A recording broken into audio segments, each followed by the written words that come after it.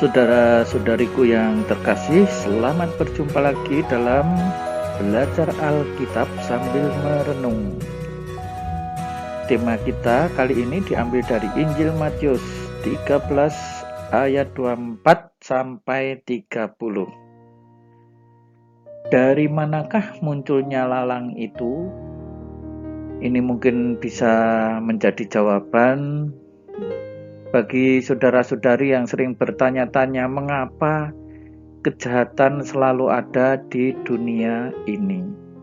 Nah, saudara-saudari, mohon dibantu ya untuk subscribe dan bagikan kepada teman-teman dari Tuhanlah Pertolonganku channel.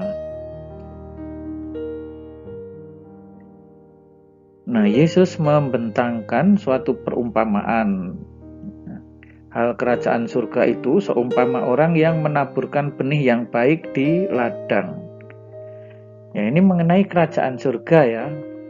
Jadi yang dibuat sebagai perumpamaan oleh Yesus ini kerajaan surga ya, tentu saja baik ya. Yang ditabur untuk kerajaan surga itu sesuatu yang baik, ya, benih baik. Ya, modal baik. Nah, kita akan melihat berikutnya, tetapi pada waktu semua orang tidur, datanglah musuhnya menaburkan benih lalang di antara gandum itu lalu pergi. Kita lihat di sini ya, saat kapan terjadinya? Saat tidur ya.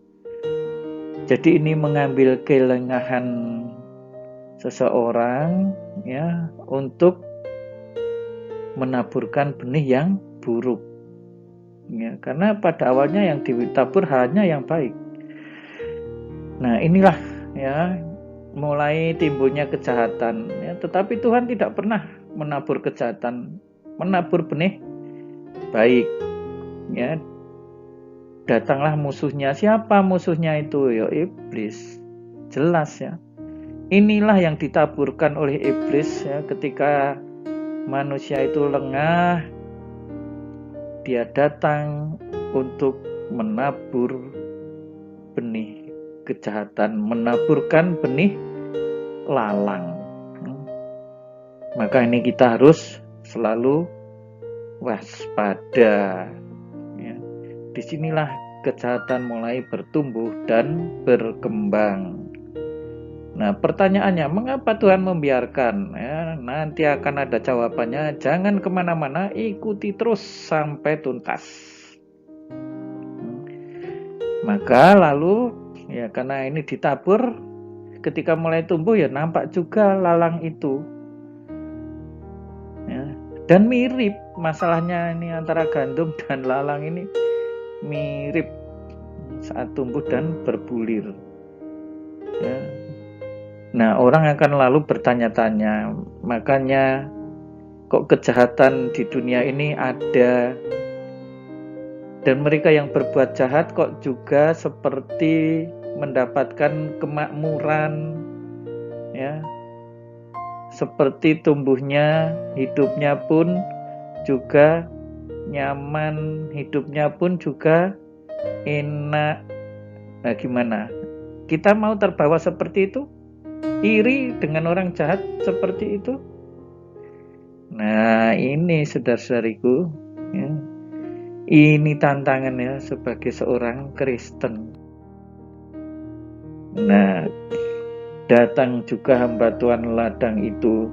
Tuhan, bukankah benih baik yang Tuhan tabur di ladang Tuhan? Dari mana lalang itu?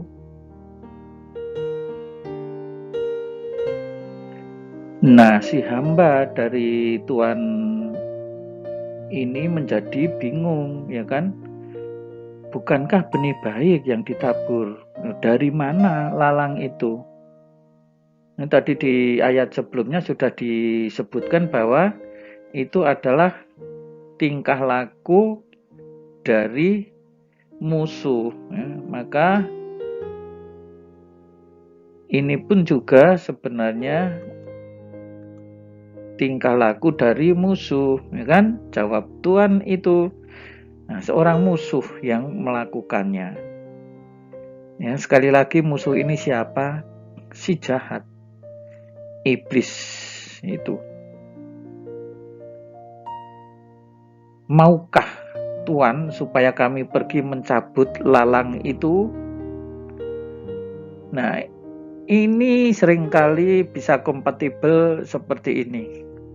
Mengapa ya Tuhan kok tidak menghabisi yang jahat itu saat ini juga? Kenapa kejahatan dibiarkan sepertinya merajalela? Apakah benar demikian? Ya, sepertinya untuk saat ini begitu ya, tetapi tidak benar. Pasti tidak benar. Ya, Tuhan tidak akan bersahabat dengan iblis. Ya.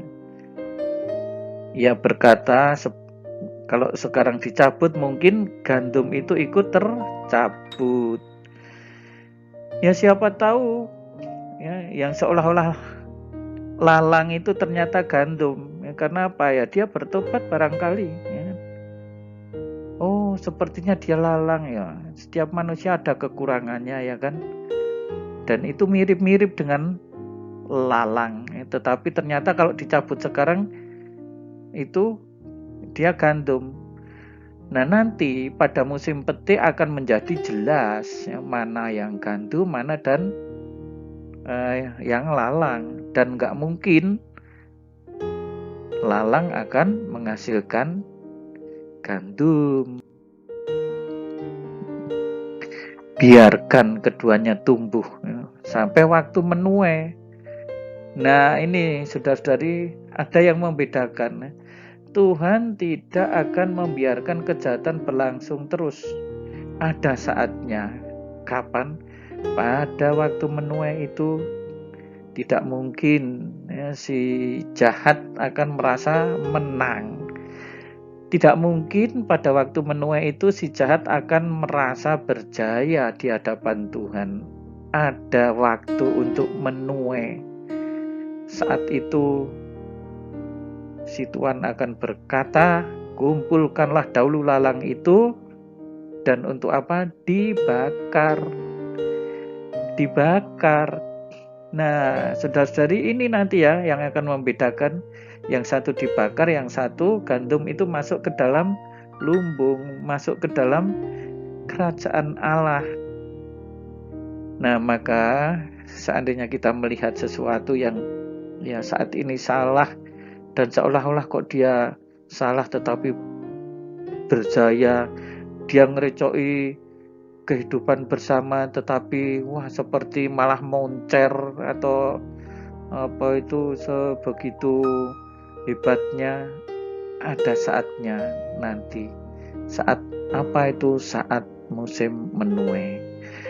Nah, saudara-saudariku, maka juga bagi kita semua jangan mau bersahabat dengan kejahatan. Meskipun sepertinya saat ini kita menang. Jangan lengah dan kita jangan mau berkolaborasi, bekerja sama dengan setan. Meskipun sepertinya sekarang hebat, pada saatnya setan akan dikalahkan. Tuhan Yesus tetap mulia, Tuhan Yesus tetap jaya, yang lain pasti dikalahkan. Nah, saudara-saudari, selamat belajar Alkitab sambil merenung. Tuhan Yesus memberkati. Jangan lupa untuk subscribe. Mohon dibantu bagikan kepada teman-teman dari Tuhanlah Pertolonganku channel.